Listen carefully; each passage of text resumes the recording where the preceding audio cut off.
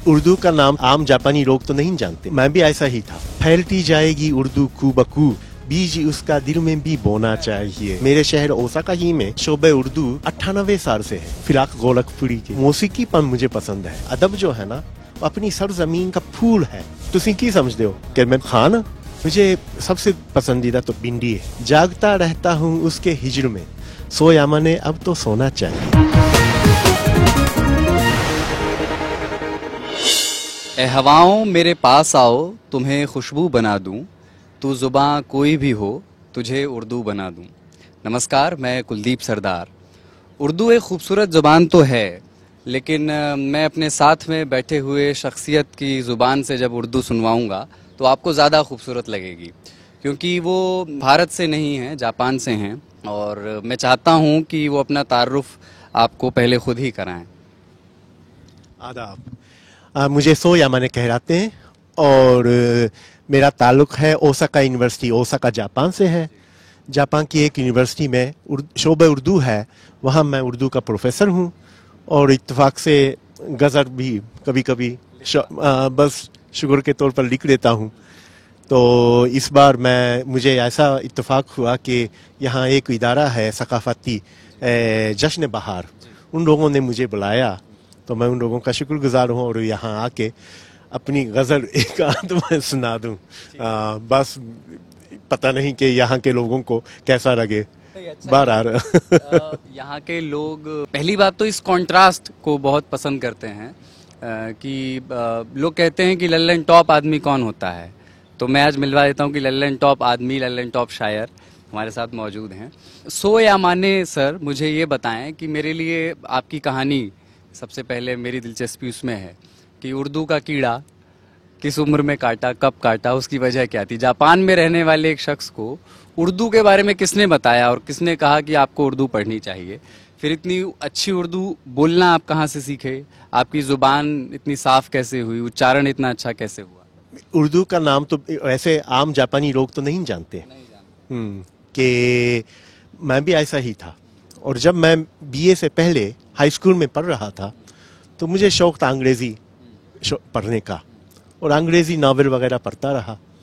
तो इत्तेफाक से ऐसा नावल मुझे मिल गया जिसके मुसन्निफ़ का नाम था मुल्क राज आनंद। यहाँ के थे, यानी 100 साल पुराने नावल। इसमें ऐसे जुमले आ गए, दिस इज़ नॉट तमाशा। अब तमाशा का समझ में नहीं आ रहा कि क्या है। वैसे उसका वो नीचे लिखा हुआ है कि तमाशा क्या चीज़ है। मुझे बड़े अजीब सा लगा, ताजुब सा, कि मैं तो समझता हूँ कि अदब जो है ना वो अपनी सरजमीन का फूल है, सरजमीन से उगने वाले कोई खूबसूरत चीज़ है। तो अपनी सरजमीन को छोड़ के, अपनी मादरी ज़बान छोड़ के कैसे अदबी तखरीक हो सकती है? तो फिर मैंने हिंदुस्तान की ज़बानों पर मुताला किया। तो फिर इत्तेफाक से ऐसा ये भी मालूम हुआ कि हमारे शहर ओसाका ही में एक यूनिवर्सिटी है जहाँ शोबे उर्दू तकरीबन 98 साल से है। अच्छा। हाँ, टोक्यो में 110 साल से है। अच्छा। तो क्यों ना इसमें दाखिला ले लूँ, तो मैंने दाखिला ले लिया। ये कोई 35 साल पहले की बात है। तब से मैं पढ़ रहा हूँ। और क्लासें जो है ना वो हमारे यहाँ बीए उर्दू की क्लासें 4 साल की होती हैं। पहले साल में कवायद पढ़ाई जाती हैं, ग्रामर। फिर दूसरे साल में बच्चों की कहानियाँ या पुरानी टेक्स्ट बुक्स वगैरह। तीसरे चौथे साल में आ जाएं तो अपने सियासत यानी पॉलिटिक्स या कोई तारीख, हिस्ट्री, या कोई मुआइशत यानी इकोनॉमिक्स, या कोई अदब, सहतिया वगैरह जो है ना अपनी अपनी क्लासें ले लेते हैं, लेकिन है उर्दू में। ये इतना अच्छा बोलना कैसे सिखाते हैं? मतलब आपका उच्चारण ना मुझे कॉम्प्लेक्स दे रहा है, तो ये कहाँ से कि मतलब कि सिखाने वाले लोग भी जापान के ही होते हैं? हाँ, ये हमारे यहाँ तालिब इल्मों की तादाद, स्टूडेंट्स की तादाद 20 हैं। हर साल 20 तालिब इल्म दाखिला लेते हैं, और उस्ताद हैं, प्रोफेसर हैं, 3 जापानी प्रोफेसर, और एक हिंदी के लिए हिंदुस्तान से और उर्दू के लिए पाकिस्तान से। जी हाँ। तो वो आपको तलफ़्फ़ुज़ लेकिन वो काफ शीन का वही मसला है ना कि मेरा तो तलफ़्फ़ुज़ अच्छा नहीं है ऐसे इतना, क्योंकि जापानियों के यहाँ लाम और रे का फ़र्क नहीं है। अच्छा। वो मसला है वो बोलने में। लेकिन बहरहाल یہ نقطے میں پرابلم ہوتی ہے تھوڑا, نقطہ اختہ لگانا ہے, ہو جاتی ہے. اچھا ٹھیک ہے, ایک غزل آپ کی کوئی سنیں گے, اس کے بعد اس بات چیت کو آگے بڑھائیں گے. آپ سے بہت سارے سوال ہیں میرے, آپ کی پرسنل لائف کے بارے میں بھی اور آپ کے ادبی سمجھ کو لے کر کے, ہندوستان کے شاعروں میں آپ کی جو دلچسپی رہی ہو اس پر بھی. پر اس سے پہلے آپ کی کوئی غزل یا نظم جو بھی آپ سنانا چاہیں. عرض کیا ہے, دوسروں کے غم میں رونا چاہیے, دوسروں کے غم میں رونا چاہیے, تیرا دکھ میرا بھی ہونا چاہیے. دوسروں کے غم میں رونا چاہیے, تیرا دکھ میرا بھی ہونا چاہیے. پھیلتی جائے گی اردو کو بکو, پھیلتی جائے گی اردو کو بکو, بیج اس کا دل میں بھی بونا چاہیے. پھیلتی جائے گی اردو کو بکو, بیج اس کا دل میں بھی بونا چاہیے. میرے اشکوں میں تیری تصویر ہو, میرے اشکوں میں تیری تصویر ہو, اور مجھ کو خوب رونا چاہیے. میرے اشکوں میں تیری تصویر ہو اور مجھ کو خوب رونا چاہیے. مقطع ہے, میرا نام سو یمن ہے نا. جاگتا رہتا ہوں اس کے ہجر میں, جاگتا رہتا ہوں اس کے ہجر میں, سو یمن اب تو سونا چاہیے. یہ دیکھیے اتنا سندر پریوگ ہے کہ پہلی بات تو مقطع میں آپ سو یا مانے ایک جاپانی نام سن رہے ہیں. دوسرا سو جو ہے وہ یہاں جاپانی شبد ہے, لیکن ہندی میں بھی ایک سو شبد ہوتا ہے, تو وہ دو ایک ہی شبد کے دو الگ الگ بھاشاؤں میں الگ الگ مطلب ہیں. تو اس شعر کو انہوں نے اس طرح سے استعمال کر لیا کہ جاگتا رہتا ہوں اس کے ہجر میں, اس کے ہجر میں, سو یا مانے اب تو تجھے سونا چاہیے. تو سو جاپانی والے سو کا کیا مطلب ہے؟ سو کا مطلب کہ عقل مندی یا کوئی ہوشیاری یا اس طرح کا ہے, لیکن میرے والد صاحب تو کہتے ہیں کہ تم اپنے نام سے ہار گئے ہو. والد صاحب کہتے ہیں کہ نام یہ یہاں کے آپ نے جب وہاں اردو سیکھی پڑھی تو یہاں کے اردو ادب کے بہت سارے شاعروں کو, لیکھکوں کو پڑھا ہوگا. آپ کے پسندیدہ کون کون ہیں, کچھ نام بتا دیجیے. ہاں, مجھے تو پسند ہے ایک تو میر تقی میر, کہ دل کی ویرانی کا کیا مذکور, یہ نگر سو مرتبہ لوٹا گیا, عشق ہی عشق ہے جہاں دیکھو, سارے عالم میں بڑھ رہا ہے عشق. وہ میر مجھے پسند ہے, اور ہمارے لیے سمجھنے میں بھی آسان ہوتی ہیں, اس کا اسلوب الفاظ بہت آسان ہے, سیدھے سادے. یا تو کلاسیکی شاعری میں کہ غالب, دل ناداں خود ہوا کیا ہے اس طرح, یا عشرت قطرہ ہے دریا میں فنا ہو جانا, درد کا حد سے گزرنا دوا ہو جانا, اس طرح کی وہ مجھے پسند ہے. پوری غزل تو مجھے نہیں آتی. ہاں سوری, ہاں وہ فراق گولک پوری کے, وہ ان کے نا وہ موسیقی پن مجھے پسند ہے. اس کے آنسو کس نے دیکھے, اس کی آہیں کس نے سنی, چمن چمنتا حسن بھی لیکن دریا دریا روتا تھا. کیا خوبصورت, اس طرح کا مجھے پسند ہے. جدید شاعری میں مجھے تو زیادہ تو منیر نیازی یا ناصر کاظمی وغیرہ پسند ہے مجھے. افسانوں میں غلام عباس یا منٹو وغیرہ پسند ہے.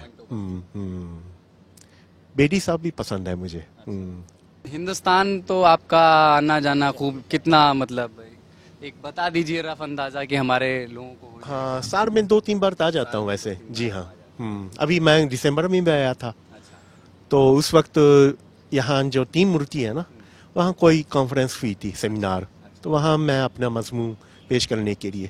یہ سوال میں پوچھ ہی لیتا ہوں کہ جب ودیش سے آئے ہوئے کسی آدمی کو یہاں لوگ ہندی بولتے ہوئے دیکھتے ہوں گے, ہندی اردو ہندوستانی, تو آپ کے ساتھ بہت سارے خوبصورت حادثے ہوئے ہوں گے. وہ آٹو والے نے کچھ کہا ہوگا, جس دکان پہ آپ گئے ہوں گے وہاں کسی نے کچھ کہا, ایسا کوئی قصہ اگر آپ کو بھی یاد آتا ہو یا گھٹا. ایک بار ایسا ہوا کہ پنجاب کا واقعہ ہے کہ میں پنجاب کے کسی گاؤں میں گیا, وہاں وہ ٹانگے وہ ہوتے ہیں, تو میں اپنے دوست کے پاس گیا نا, تو جگہ کا تو مجھے پتہ تھا, کہ میں نے بتا دیا چچا ادھر جانا ہے, تو ٹانگے والے نے کہا بیٹھ جاؤ. وہ ٹانگے چلانے کی نا, ہٹ ہٹ ہٹ ہٹ, خان صاحب آ گئے, خان صاحب آ گئے. اچھا میں پریشان ہو گیا, تو پھر میں نے پنجابی میں بات کی نا, کہ تسی کی سمجھتے ہو کہ میں وہ خان ہاں؟ اچھا تسی خان نہیں ہو؟ نہیں میں خان نہیں ہوں. تو کتوں آئے؟ میں نے کہا جاپان. تو اوے جاپانی خان آ گیا. مطلب وہ جاپانی ہی ہے, خان ہی ہے. ٹھیک ہے, اس طرح کی. یا ایک بار ایسا بھی ہوا, میں رکشا پکڑ کے ایئرپورٹ جانا تھا, تو میں نے رکشا والے سے بات کی کہ ہوائی اڈہ جانا ہے. تو رکشے والے نے ایسے منہ بنا کے نہ پوچھا کدھر جانا ہے؟ ہوائی اڈہ. تو ان کی سمجھ میں نہیں آ رہی تھی. تو میں نے کہا ہوائی اڈہ جہاں وہ جہاز اترتا ہے اڑ جاتا ہے اس کو تو ایئرپورٹ کہتے ہیں. میں ہار گیا. ٹھیک ہے جاؤ جہاں جانا ہے. اس طرح کی واقعات بہت ہیں. کوئی اور ایک غزل, مطلب یہ مجھے پتا ہے کہ بہت ساری ایکسکلوزیو ہوتی ہیں, صرف مشاعرے میں سنائی جاتی ہے. وہ مجھے زبانی یاد نہیں ہے. اچھا یاد نہیں, لے کے آئیں. ٹھیک ہے, وہ ایک الگ سے ایک بعد میں ہم آپ سے سن لیں گے. جاپان کے لٹریچر, آپ نے تھوڑا بہت تو جاپان کا لٹریچر پڑھا ہی ہوگا, بھلے ہی کافی پڑھا ہوگا, پر اردو آپ نے وہاں سیکھی, اردو آپ پڑھا بھی رہے ہیں. ایک سوال میرا یہ تھا کہ جاپان کے لٹریچر میں اور بھارت کے اردو ہندوستانی جو بھی آپ نے پڑھا ہو لٹریچر میں, مطلب آپ کیا کیا چیزیں ایک جیسی پاتے ہیں؟ اور اگر انگلش کا لٹریچر بھی پڑھا ہو, پوری دنیا میں لٹریچر کے لیول پر الگ الگ جگہوں پر جو کام ہوا ہے اس پر آپ کی کیا رائے بن پائی ہے؟ ایک تو یہ ہے کہ جاپانی ساہتیہ ادب میں اور ہندی اردو ادب میں بھی ایک مشترکہ چیزیں تو ہیں. یعنی خاص کر کے ان دنوں جو لکھی جاتی ہیں اس میں گھریلو مسائل, نفسیاتی مسئلہ, کوئی کہ صرف عشقیہ نہیں ہے کہ عشق کیسا ہوتا ہے, یہ وہ بات نہیں. یہ آگے بڑھ کے کہ کچھ نفسیاتی مسئلے پر وہ ہے. لیکن یہ جاپانی ادب میں یہ کم ہے, نظر آتا ہے کہ معاشرہ ایسا ہونا چاہیے, وہ چاہیے والا نہیں ہے کہ وہ کہانی تو کہانی کی طرح, یعنی ریئلٹی جو ہے نا, حقیقت پسند وہ ہے. لیکن بعض اوقات اردو میں کسی زمانے میں ایسے ادب ناول یا افسانے نظر آتے ہیں کہ اس میں یہ ہے کہ بالکل نعرے کی طرح کہ یہ ہونا چاہیے, وہ ہونا چاہیے, وہ اور ہے. ہمارے ہاں وہ نہیں ہے, نسبتاً کم ہے. پہلے ہوا کرتے تھے لیکن آج کل نہیں ہے. اور ایک چیز کہ ادب نے سرکاروں کے کرٹیسزم کا بھی ایک لمبے سمے تک جھنڈا بلند کیا ہے. آپ کے یہاں کیا حال ہے؟ ہمارے یہاں کے حال ہمیں پتہ ہیں, آپ کو بھی پتہ ہوں گے کیا ہیں. آپ اس پر بھی اگر آپ کی کوئی رائے ہو وہ بھی آپ رکھیں. اور جاپان میں لٹریچر کے لوگ وہاں کی گورنمنٹ کے یا وہاں پر انٹرنیشنلی جو چیزیں ہو رہی ہیں اس کے کرٹیسزم میں, ہیلدی کرٹیسزم میں کس طریقے سے لگے, اس لیول پر کچھ ہو رہا ہے پازیٹیو؟ ہاں, یعنی وہ ہم لوگ تو سمجھیں نا ادب ادب ہے, یعنی ادب برائے ادب, یعنی ادب کے لیے ادب ہوتا ہے, یعنی معاشرے کے لیے نہیں ہے. ہاں, اس لیے یعنی ادیب جو لکھنے والے ہیں وہ اپنا اظہار تو کر دیتے ہیں, اظہار خیال, یعنی معاشرہ ایسا ہونا چاہیے, یہ جو حکومت کر رہی ہے یہ نہیں ہونی چاہیے, اس طرح کی باتیں تو کرتے رہتے ہیں. لیکن یہ الگ بات ہے, یہ ادبی تخلیق میں نہیں لاتے.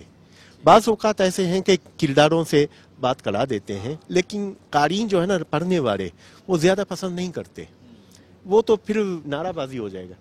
ہاں ٹھیک ہے, مطلب یہ اسی میں دو مت تھے, تو میں یہ جاننا چاہتا تھا. بہت سارے لوگ یہ مانتے ہیں کہ ادب جو ہے وہ سیاست کے لیے بھی ہونی چاہیے, بہت سارے لوگ مانتے ہیں کہ ادب کے لیے ہی ہونی چاہیے.